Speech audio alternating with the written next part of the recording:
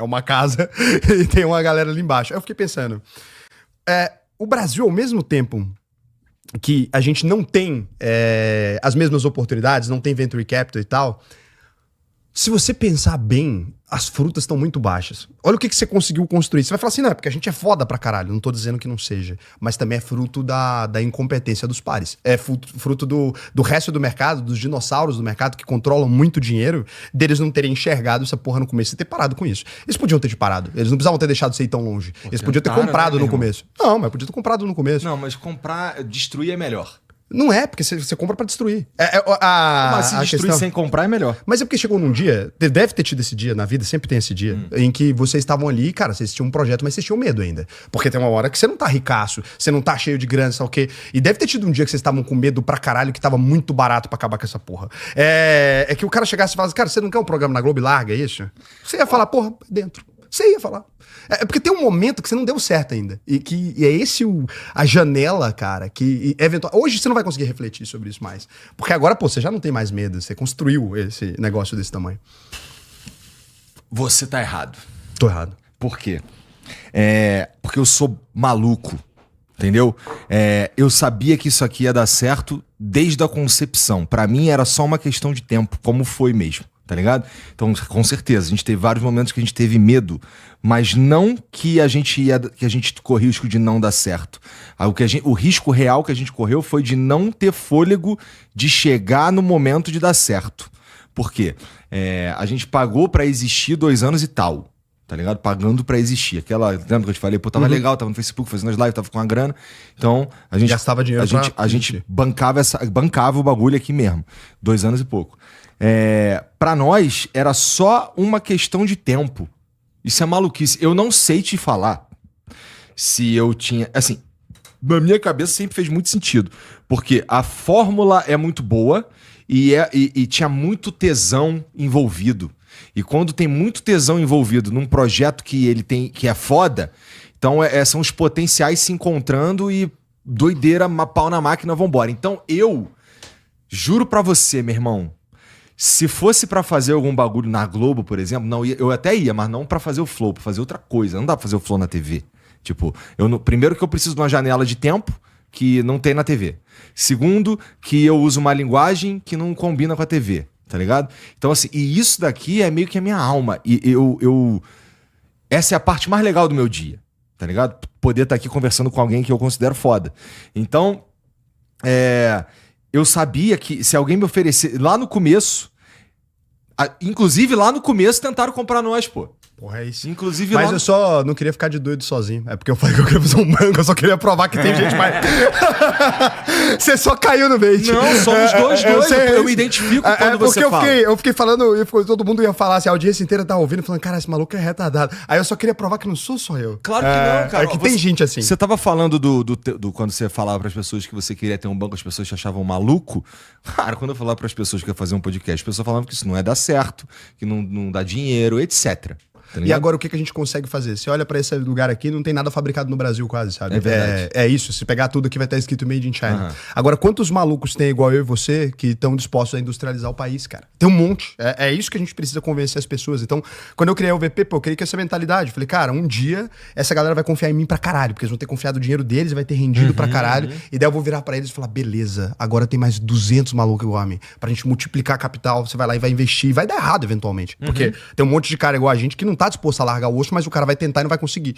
Mas se a gente conseguir convencer, cara, 3, 4% da população a colocar dinheiro nesses caras, o Brasil vira outro. E não precisa, não tô falando de eleger presidente da República nem nada. A gente precisa o seguinte, cara, dinheiro pra um cara que fala, velho, eu vou construir um microfone desse no Brasil. Esse cara, ele é tão doido quanto a gente, só que tem potencial hoje, sabe? Não tem esse cara só no mercado financeiro, só no mercado de mídia. Acho que a gente precisa fazer a população entender que esse cara tá se fudendo no Brasil.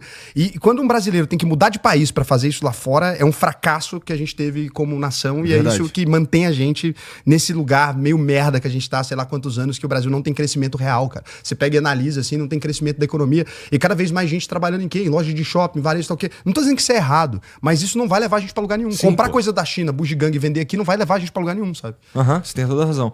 Mas como é que convence os caras a fazer um movimento como esse com a Selic a 15%, cara? Então, é por isso que vem a parte da educação, que isso foi o processo que eu fiz inicialmente, porque isso não vai render só 15%. É engraçado que todo mundo fala, não, no Brasil não compensa empreender. Isso, normalmente, o cara que tá falando isso é um empreendedor. Uhum. É muito absurdo isso, né? Porque, assim, eu tenho muita vontade, às vezes, estar na mesa quando eu ouço um cara falar isso, porque eu falo, cara, então fecha a sua empresa, porra. Se não vale a pena, por que você tem uma empresa? Por que é sempre o empresário que tá falando isso? Vira CLT, então, pô. Assina a sua carteira. Não, aí eu não quero. Então, é muito fácil, esse lugar é muito confortável. Esse lugar de, empreender no Brasil é impossível, é difícil pra caralho, a gente não tá conseguindo. Tá bom, e você faz o quê? Não, eu sou empresário. Tem que parar de desacreditar as outras pessoas, elas também têm direito de tentar, sabe? Não, é difícil? É difícil. E vai ser difícil sempre. Foi difícil pra mim, foi difícil pra você, mas não deu certo, não funcionou. A gente não ganhou grana pra caralho. Você quer voltar, assinar a carteira, 10 mil, eu pago pra você salário. Não quer, ninguém quer, pô. Por quê? E aí como é que a gente fica falando que a gente empreender é difícil, então? É difícil, caralho, difícil é ser CLT, pegar ônibus 5 da manhã. Pô, é difícil, porra. Você acorda 5 da manhã? Não. Eu também não. Olha que coincidência. A gente não pega ônibus lotado às 5 da manhã e tal. Mas a gente pode falar que empreender é foda no Brasil. Pagar umas guias é difícil, burocracia do governo, etc. Mas muito pior do que isso, é você não ter perspectiva nenhuma, você não conseguir, sabe, pensar em alguma coisa mais que isso. Então, esse foi o norte, sabe? É isso que eu queria quando eu comecei a fazer o que eu fiz. Eu ainda quero, não cheguei nem em 1% do que eu preciso para eu considerar que a UVP fez alguma diferença no país. A gente ensinou, sei lá, 50 mil pessoas a investir e tem essa mentalidade hoje. Agora a gente está procurando os projetos. Acho que a partir do ano que vem a gente deve começar a procurar esses projetos para a gente fazer investimento, colocar essa galera, fazer umas rodadas. Galera, mostra para mim um projeto de industrialização. Não precisa. Eu não tô falando que eu vou mudar o país inteiro, sabe? Mas eu acho que se a gente tiver essa visão, eu começo a fazer diferença porque outras pessoas vão querer me copiar. É isso que funciona, sabe? O cara vai olhar e falar, caralho, o Raul tá ganhando um dinheiro muito fácil, eu vou fazer também. E daí vai vir mais gente querendo venture capital, etc. Porque startup hoje em dia virou sinônimo de piada, né? Desempregado. O cara que põe startupeira no LinkedIn é porque não tem emprego. Antigamente você acreditava nisso, hoje em dia ninguém acredita. Porque cara, é umas coisas que não fazia nada. É um monte de prestação de serviço chamado de empresa. Isso não é empresa, a gente precisa de indústria, coisa gigante, negócio legal, sabe? O lance das startups, dos startupeiros, realmente tá eles estão meio em baixa agora, né? Não tem mais aquele mundo de dinheiro que tinha pra esses caras, né? Porque no Brasil nunca chegou a ter. E olha que louco, né? Se você olhar hoje, cara, tem a história lá do Pedro Francesi, o Henrique do Bugrazo, os caras que fundaram a Brex, né? São bilionários. Você imagina que esses caras estavam no Brasil, velho. Eles estavam aqui do nosso lado, em São Paulo. Os caras fundaram lá a Pagar-me, venderam a empresa, sabe, bilhão. E aí eles tiveram que se mudar para os Estados Unidos para entrar na lista da Forbes como os caras mais ricos. Você não acha lastimável que a gente tenha perdido 2 dos melhores cérebros do mundo, talvez? Esses caras estão lá agora gerando dinheiro para os Estados Unidos, porque não dava para fazer aqui. Quando você vê ele dando entrevista e tal, você tem ele dando entrevista. O moleque tem 29 anos, velho. Construiu um império, 19 bi, sei lá, de patrimônio. Você olha pra aquilo, você fala, caralho, cara, esse cara tava aqui. Por que a gente deixou esse cara embora? Não dá pra continuar isso acontecendo, sabe, Igor? Eu fico pensando, velho, por que a gente tem que ficar só esperando isso da política, de algum lugar? A gente tem que fazer alguma coisa. Se esses caras continuarem indo embora, a gente nunca vai sair do lugar, velho. Se todos os gênios brasileiros tiverem que ir embora ou entrar no mercado financeiro que não gera uma industrialização, não gera a quantidade de empregos necessárias, porque hoje em dia é o que dá dinheiro no país, sei lá, você pega 10 maiores fortunas do país, 6 é banqueiro. Eu vivo disso também, mas eu tô dizendo, a nossa parte tem que ser menor. Eu não tô dizendo que não deve existir, que não é importante o mercado financeiro, mas a nossa fatia do bolo tem que diminuir um pouco. É isso que é o importante. A fatia do banco tem que diminuir um pouco e a gente tem que ter mais indústria, mais geração de emprego, porque isso gera gente de qualidade, sabe?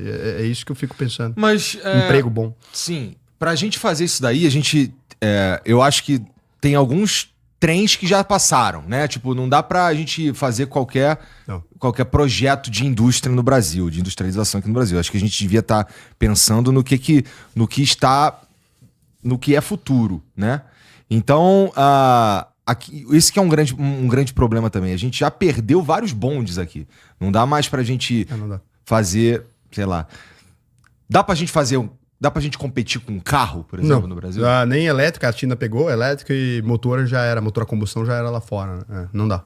Então, que tipo de industrialização que tu propõe? Mas a gente tem que começar de algum lugar. Mesmo que a gente comece com aquilo que é a agroindústria, vamos começar a industrialização de alimentos. A gente tem a matéria-prima mais barata, tá tudo aqui. Agora, no Brasil hoje, para você pegar e vender soja direto para a China, você paga 0 tributo. Se você transforma em óleo de soja, que tributa. Acho que a gente poderia começar com um programa de incentivo à industrialização da agroindústria, que acho que é o básico, sabe? Estão fazendo agora um projeto lá em Goiás, que é o trigo do Cerrado. Isso é um projeto massa. A Embrapa, né, foi uma empresa... Poucos investimentos que o Brasil fez, todos deram certo. Todos. Se você pega Embraer, Embrapa, etc. Dos pequenos investimentos assim que o Brasil colocou em alguma coisa, ficou gigante. Se você pega mesmo empresas corruptas do Brasil, eu falo esse exemplo para as pessoas entenderem o quanto investimento faz diferença. A Odebrecht, o que ela tinha de diferente das outras construtoras do mundo? Investimento, não é? E aí o que ela fez? Ela conseguiu ter obra em 16 países. Cara, tudo corrupto, tudo errado. Não tô elogiando os métodos. Mas olha o tanto que deu certo. O quanto que os caras conseguiram expandir, né? Geraram bilhões e bilhões e bilhões. Então, acho que tá faltando no Brasil uma pequena quantidade de dinheiro. Quanto que custou para fazer o Flow, por exemplo? Cara, perto do retorno que você gera de imposto hoje, compensa, é isso que eu tô falando. E tem caras com esse potencial. Acho que não tô falando pra gente copiar a China, copiar os Estados Unidos, etc. Acho que a gente precisa olhar hoje pra quem tem coragem de industrializar coisa no Brasil e oferecer grana pra esses caras, pra que eles sejam minimamente competitivos. Porque eles não são.